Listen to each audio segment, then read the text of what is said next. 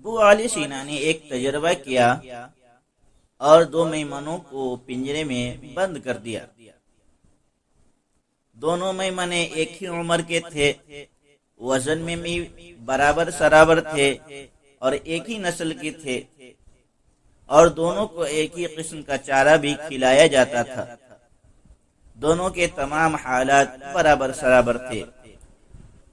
ابو علی سینا نے میمنوں کے پنجروں کی ایک طرف ایک اور پنجرہ رکھا اور اس پنجرے میں ایک بھیڑیا رکھا، اور میمنوں میں سے صرف ایک ہی میمنہ اس بھیڑیے کو دیکھ سکتا تھا۔ کئی مہینے اسی میں گزر گئے۔ کئی مہینوں کے بعد وہ میمنہ جو بھیڑیے کو دیکھتا تھا ڈر اور خوف کی وجہ سے مر جاتا ہے، کیونکہ وہ بے چین، خوف زدہ اور کمزور ہو جاتا ہے۔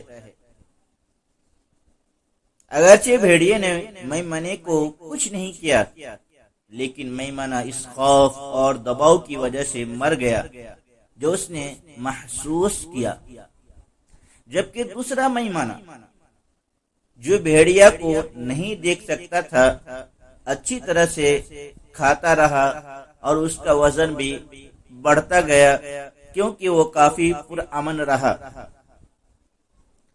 اس تجربے میں ابو علی سینا نے صحت اور جسم پر ذہنی اثرات کے مثبت اور منفی اثرات کا مشاہدہ کیا۔ غیر ضروری خوف، فکر، اضطراب اور تناؤ انسانی جسم کو نقصان پہنچاتے ہیں۔ اگر آپ کو زندگی کی مشکلات کا سامنا کر کے آگے بڑھنا ہے تو اپنی راہ میں آنے والے ہر خوف کو نظر انداز کرنا سیکھیں، پھر ہی آپ کامیابی کی سیڑھیوں پر چڑھ سکیں گے۔